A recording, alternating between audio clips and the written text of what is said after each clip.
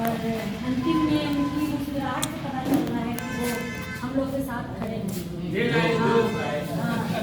वैसे बहुत सारे लोग हैं, हम समझते हैं कि नाम लेने बहुत काफी जगह लगेगा, क्योंकि दूसरा कार्यक्रम भी हमारे नजदीक है। तमाम आज भी इसमें हमारे सम्मानित साथीगण जदयू परिवार पानी बोतल आ रहा है, जितने भी संगठन के साथीगण आए हैं, हम सभी का खैर मकदम करते हैं, स्वागत करते हैं, अभिनंदन करते हैं। सत्यनारायण भाई कहीं गए क्या? हाँ, तो आज का मुख्य इस बैठक को बुलाने का आपातकाल हम लोगों ने इससे पूर्व में बैठक की। उसके बाद ये तय हुआ कि संगठन के सभी साथियों के साथ हम लोग बैठकर संगठन की पार्टी के जो मजबूती पर जो काम हुए हैं विगत वर्षों में, उन वर्षों का हम लोग समीक्षा आज करें। और आज ये समीक्षा के उपरांत जो पीड़ा आया है, जो हमारे संगठन के साथियों का सचमुच ये एक आंदोलन के रूप में आगे बढ़ाने वाला पीड़ा है। क्योंकि हम जब किसी पार्टी में रहते हैं, उसके परिवार के सदस्य बनते हैं, नेता बात की बात है, नेता कोई नहीं, नेता सिर्फ एक है, हमारे माननीय मुख्यमंत्री नीतीश कुमार। बाकी सभी साथी हमारे जो भी हैं संगठन के पद पर हैं और वो संगठन के दायित्व वाले पद पर हैं, जिन पर उनकी बहुत बड़ी जवाबदेही होती है। लेकिन दुर्भाग्यवश लगातार पिछले वर्षों से हम लोग देख रहे हैं कि संगठन के कार्य जो संचालक हैं, जिनको मुख्य रूप से जिला अध्यक्ष का प्रभार दिया गया, मुख्य रूप से चुना गया, उनके कार्यकलाप सही ढंग से नहीं चल रहे हैं। संगठन के साथियों को नजरअंदाज करना, उन तक जो हमारे सरकार की जो कार्यक्रम है, उन कार्यक्रमों से उनकी दूरी बनवाकर रखना। अगर मुख्य प्रवक्ता के रूप में अगर कोई हमारे साथी ऐसे आते हैं तो उनके अभी जो आया है बात, हम उसी पर हम बोल रहे हैं, उन पर एतराज जताना कि उनको क्यों बुलाया गया। तो ये तमाम चीजें संगठन को मजबूत करने वाली नहीं है, बल्कि एक घुन के मानंद संगठन को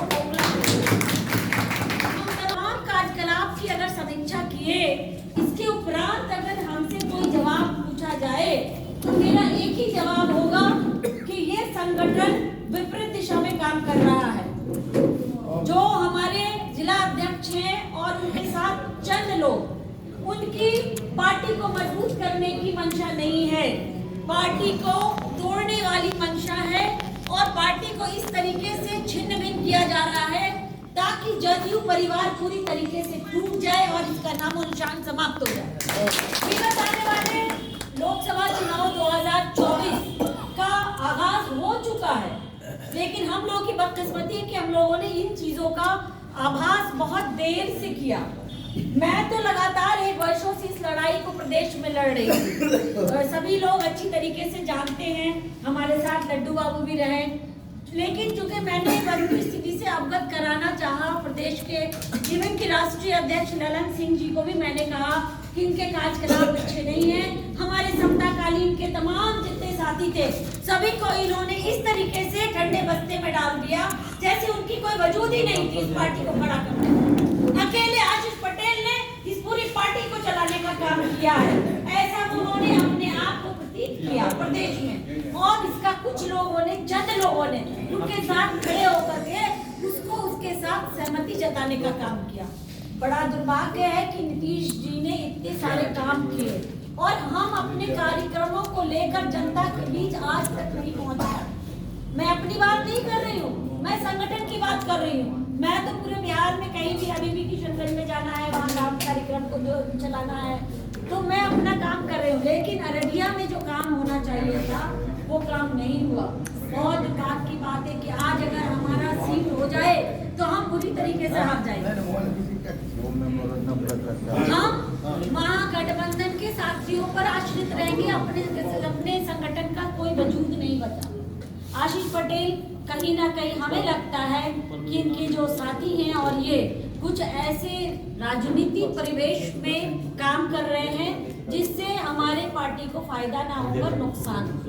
तो ऐसे संदेह में, ये पूरा संदेह नहीं बल्कि मैं तो पूरे विश्वास के साथ कहती हूँ, लेकिन इस बात का अगर आप लोग सहमति जताते हैं, आप लोग को इस बात पर अगर कोई ये है तो आप अपने आप को इस बात को लेकर के प्रदेश जाने के लिए जो कमेटी बन रही है, आप लोग आगे बढ़े और प्रदेश में बात का संदेह बता दीजिए कि यहाँ जो हमारा संगठन है वो अन्य पार्टियों के लिए काम कर रहा है, हमारी पार्टी के लिए काम नहीं कर रहा, ना हमारे नेता के लिए काम कर रहा है। अगर हमारे नेता के लिए कोई काम कर रहा है तो कोई एक प्रूफ दिखाए वो कि नेता के लिए काम कर रहा है। आप गौशाला के कार्यक्रम, अब जो कार्यक्रम हमारे नीतीश कुमार जी या पार्टी के तरफ से जो प्रदेश संचालित किया जा रहा है सभी जिलों में, उसको एक गौशाला का कार्यक्रम बना दिया गया, वो आम जनों तक नहीं जा रहा। हमने कुछ दिनों पहले कोचिकनी के मुखिया के आमंत्रण पर, चूंकि वो प्रखंड अध्यक्ष के नाते नहीं बल्कि चिकनी के